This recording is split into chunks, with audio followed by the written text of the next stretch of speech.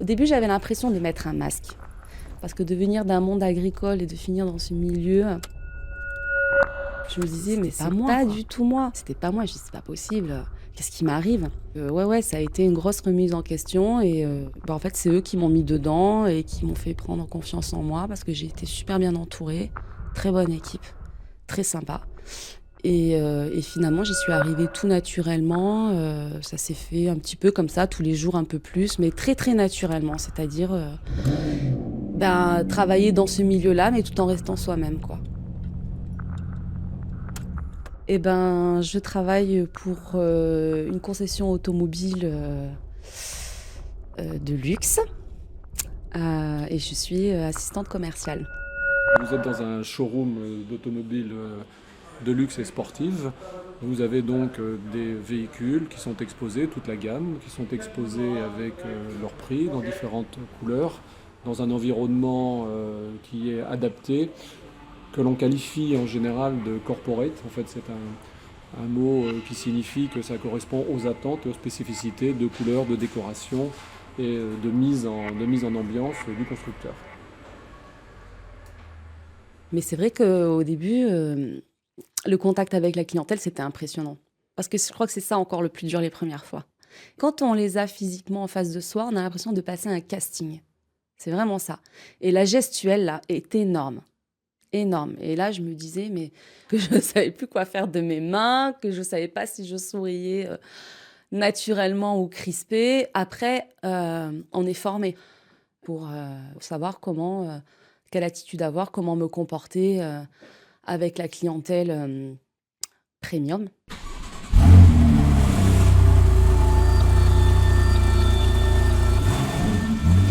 C'est sympa, hein.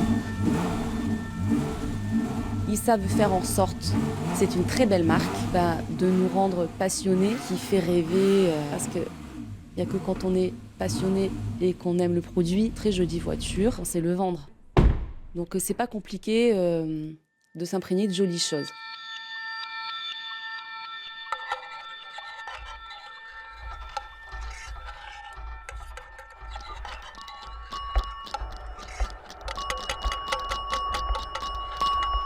J'ai actuellement 29 ans. J'ai donc fait l'école hôtelière et il y a 4-5 ans, j'ai été embauchée par un palace parisien pour faire une année en cuisine dans la brasserie donc, de ce palace. Donc j'étais apprentie. Le luxe dans la restauration, c'est aussi, c'est surtout des cuisines prestigieuses avec des grands chefs. Et moi, c'était surtout un apprentissage au niveau de la cuisine qui m'intéressait. Après, le côté luxueux de l'établissement, tu le vois pas vraiment en cuisine. On rentre par la porte de service qui est en général assez miteuse, dans une petite rue parallèle. C'est vrai qu'on était quand même complètement coupé de la clientèle c'est pour ça que je me souviens même plus des prix des plats parce que c'est vraiment la facette cachée en fait du restaurant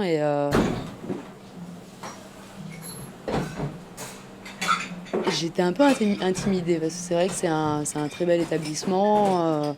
C'est avenue Montaigne, alors c'est un quartier que je fréquente très peu. On devait être une dizaine d'employés donc, qui démarraient comme moi ce jour-là. J'avais l'impression qu'ils avaient pas mal d'étoiles dans les yeux, les gens qui étaient avec moi. Moi, j'ai le souvenir quand même à la fin de la journée, il y a eu un tour de table pour savoir donc, nos premières impressions. Moi, je me souviens d'avoir dit au mec qui avait animé la journée de formation qu'il avait bien fait son travail de marketing interne et qu'il avait bien vendu son établissement. Après, qu'il fallait attendre de voir sur le terrain. Alors, une rouge. Moi j'ai hésité, hein. On a écoute. Attends, j'ai hésité Ça me trouble.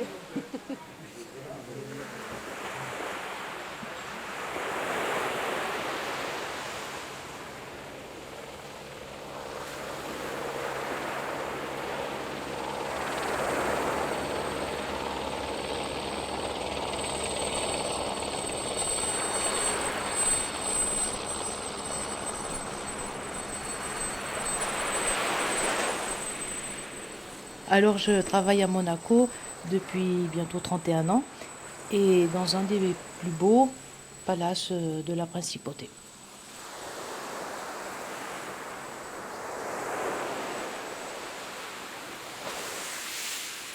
C'était beau, pourquoi pas essayer.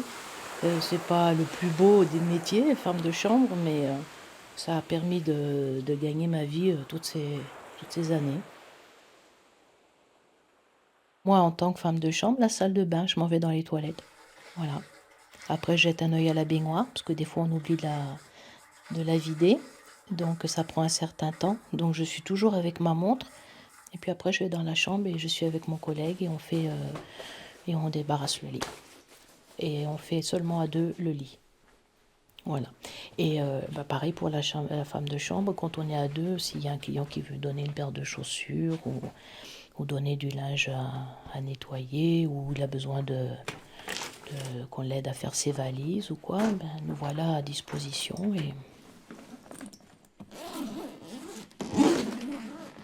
Ce qui m'a marqué, c'est de voir des clients arriver avec leur personnel, avec leurs draps. Et nous, on venait faire la chambre, mais c'était moitié fait déjà. Et ça, il y a 30 ans quand même, hein, ça se voit plus. Ça va être le côté très sympathique, ça. Et les clients qui s'arrêtent et qui vous demandent comment allez-vous. C'est le temps où on fait les valises avec le papier de soie entre deux paires de chaussettes, quoi. Maintenant, ça se fait plus, hein. Ils sont plus jeunes déjà que ceux que je te parle il y a 30 ans. Et puis, ils mettent moins d'importance à la valeur. Maintenant, on va trouver des robes de Christian Dior, de tout ça. Ça va être jeté comme ça dans la valise, au milieu des baskets. Oh, je dirais bien quand même que j'avais l'impression que tout brillait un petit peu comme ça.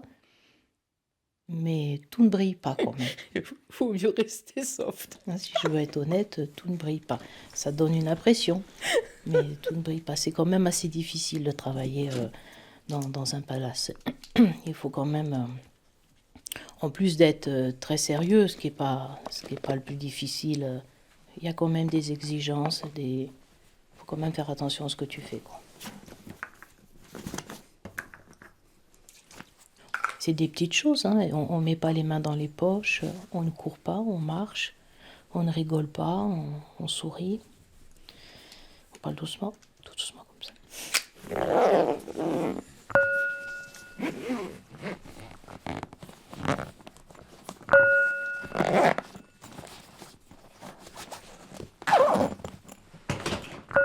Un client heureux, une femme de chambre tranquille.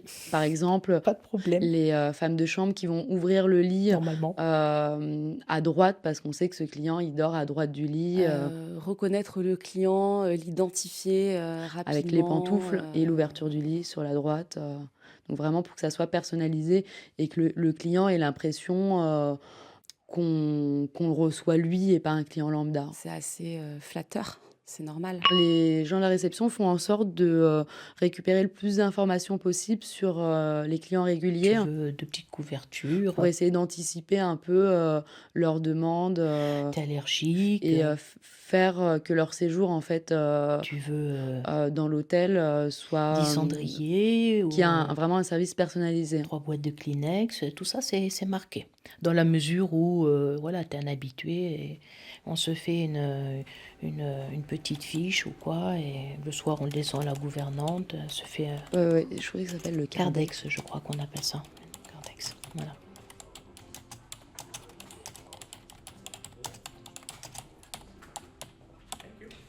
Thanks, bye. Alors, les premières choses quand un client arrive, il est normalement pris en charge par un membre du personnel, donc une secrétaire ou un commercial. En général, on va lui proposer un café, voire 2 cafés ou un thé ou quelque chose de façon à le faire patienter. Par exemple, à l'entretien précédent, il vous a parlé d'un projet ou d'un retour de vacances ou d'un mariage dans la famille. Ou, quelque part, c'est créer une intimité à la base qui vient de lui. Parce que c'est pas moi qui vais lui poser des questions en lui disant Et alors, qu'est-ce que vous faites dans la vie? Et là, on tombe dans l'indiscrétion. Mais par contre, voilà, essayer de se souvenir et quand il revient, lui dire alors, ce voyage, comment ça s'est passé? Voilà, le client a l'impression d'être écouté, d'être entendu, d'être reconnu. Et quelque part, même pour moi, c'est enrichissant parce que j'ai l'impression qu'il m'intègre dans son monde, il me fait venir. C'est pareil, lors des soirées de lancement, de voir aussi les clients dans un autre contexte. Et c'est vrai que c'est très sympa. C'est une famille, c'est un club, c'est... Un salon d'attente donc est mis à la disposition de la clientèle pendant que les commerciaux sont occupés. Dans ce salon, vous avez différentes choses, dont les différents cuirs, les différentes couleurs, donc déjà les matières qui créent l'environnement, qui créent l'environnement haut de gamme, l'environnement de luxe, l'environnement intérieur, puisqu'en fait, l'idée c'est de vivre l'expérience de luxe, hein, donc vivre l'expérience de la marque, même en particulier, ou des marques qui sont concernées. Quelque part, on rentre chez eux. En fait, on sait pourquoi on y est. Voilà, on connaît notre position, on ne l'oublie pas, mais on reste à sa place. C'est-à-dire pas d'indiscrétion, voilà.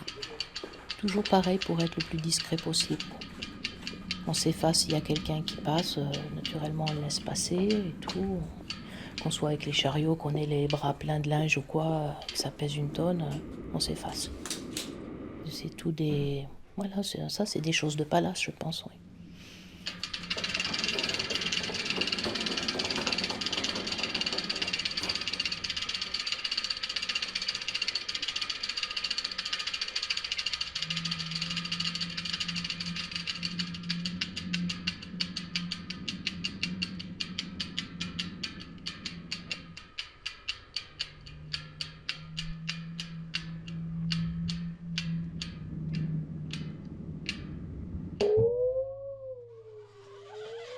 Le client nous voit discret, mais après on est pire que des gamins. Non, on a la façade comme ça, très posée, très discret, très attentionné. Et puis, l'autre côté de la pièce, on délire comme des malades.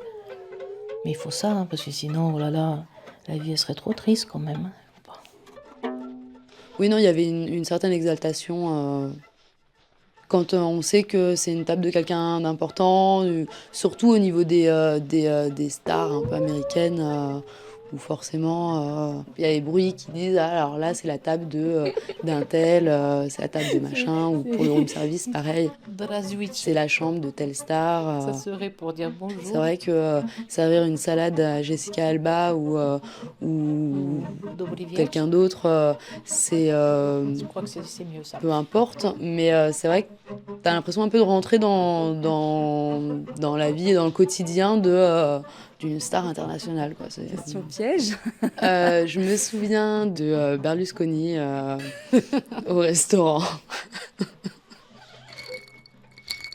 Je crois que c'est moi qui ai lancé l'initiative.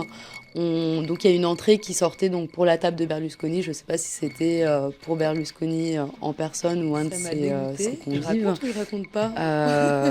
Mais on est trois cuisiniers à avoir craché donc dans l'assiette.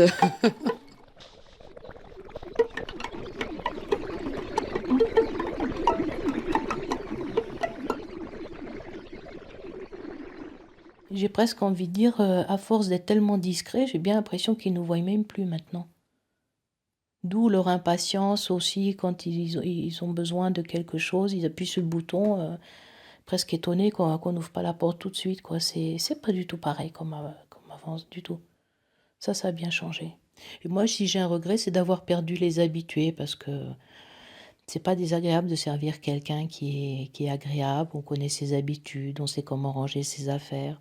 C'est de moins en moins souvent qu'on voit les mêmes têtes, donc on a un petit peu plus l'impression d'être des pions, quoi.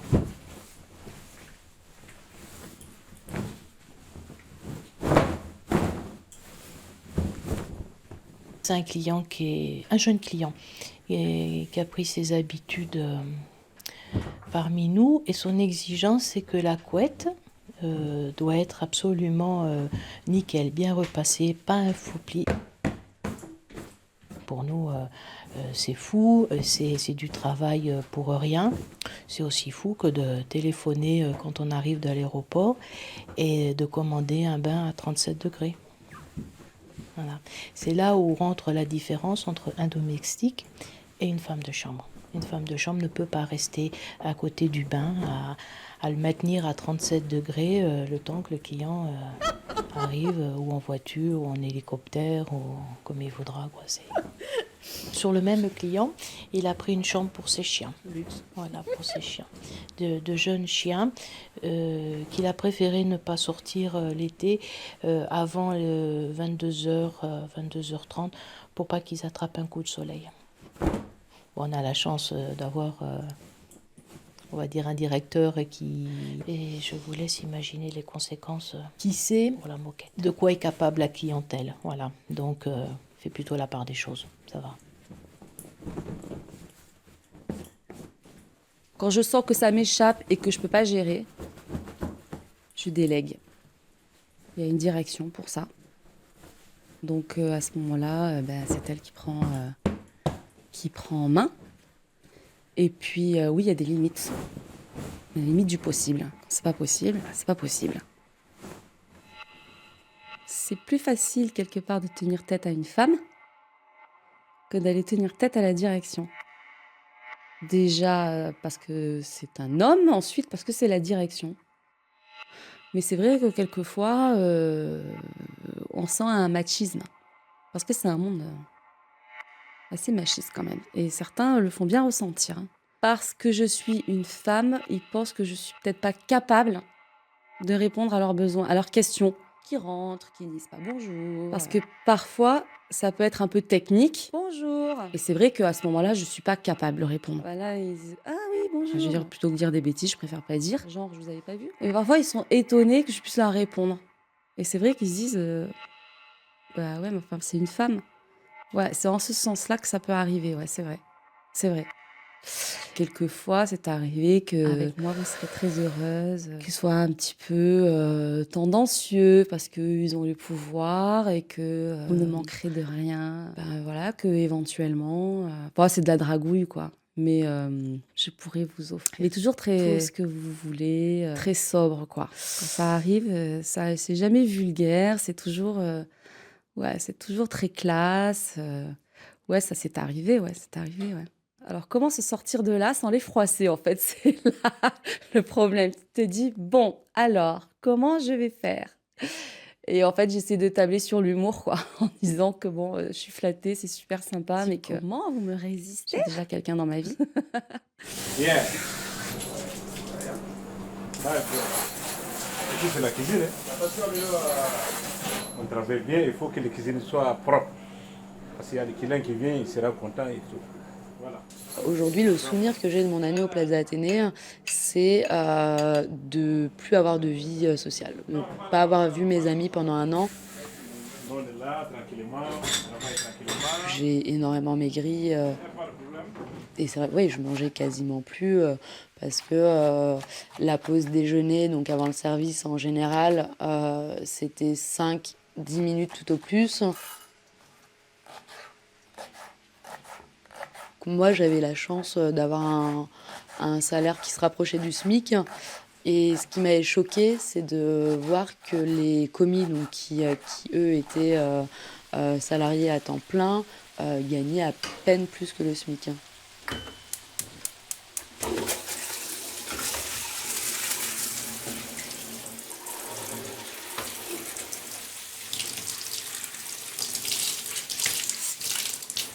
Et la femme de chambre, elle, toute la journée, que ce soit si elle est droitière avec son bras droit, toute la journée, elle fait des ronds. Parce que pour laver, on fait le rond dans le lavabo, on fait le rond sur les parois de la douche, on fait des ronds pour la baignoire, et on frotte, et on frotte, et on frotte. Et le fait qu'on fait du luxe, on se permet aucun écart, on laisse rien du tout, ça fait qu'on a de plus en plus de problèmes au niveau des épaules et des coudes.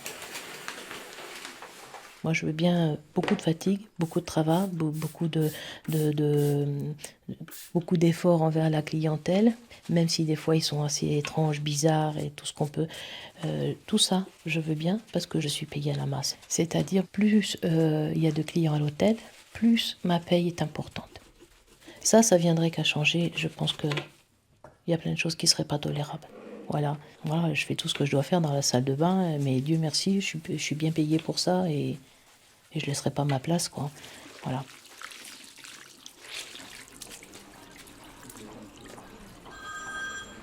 Ça va? Ça va et toi? Tu veux faire un café? Ouais, avec plaisir.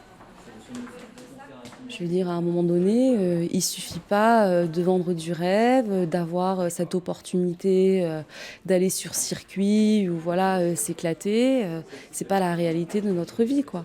Donc si à côté de ça, il n'y a pas quelques récompenses, ouais, je pense qu'on peut se lasser, quoi. C'est vrai que bon, ouais, il faut savoir motiver ses troupes. Moi, j'ai pas à me plaindre. Voilà. Après, je sais qu'ils sont pas à se plaindre non plus, quoi.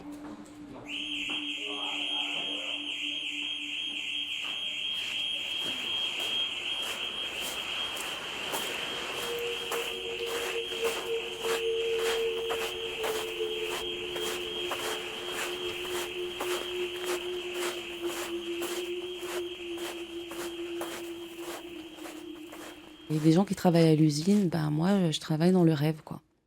Donc, même s'il y a des jours où j'en ai marre, ben c'est quand même une chance, quoi. C'est quand même une chance. J'y suis arrivée par hasard et j'ai bien conscience qu'il y a des milliers de personnes qui aimeraient être à ma place.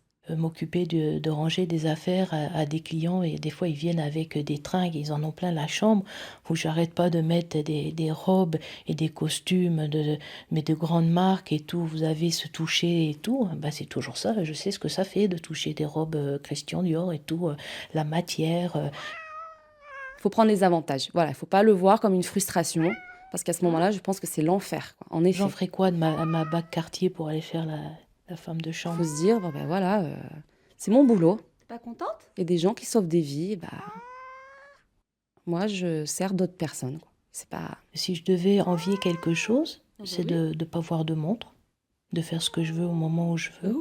Après, d'avoir les moyens. Mais après, quand je vois qu'eux n'ont pas la montre, ont les moyens et qu'ils vivent comme ils vivent pour ce que je vois, moi, dans l'hôtel, moi, je les envie pas. J'ai tellement donné de ma personne dans ce travail que j'ai l'impression que je peux faire n'importe quel autre travail aujourd'hui. Je suis capable de tout faire, hein.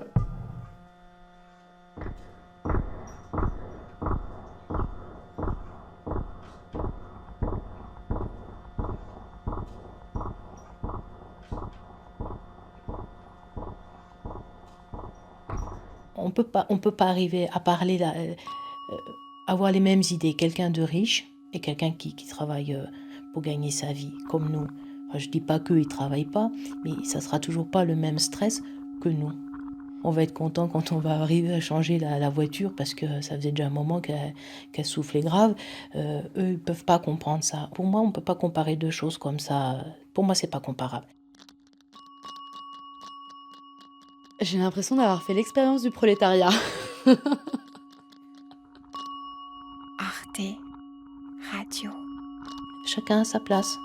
Voilà, moi je travaille pour des riches, je vois des belles choses. En aucun cas j'ai l'espoir de les avoir. Ça me traverse même pas l'esprit. Point. Voilà. Comme. Surtout qu'ils restent très riches et puis qu'ils continuent à venir chez nous.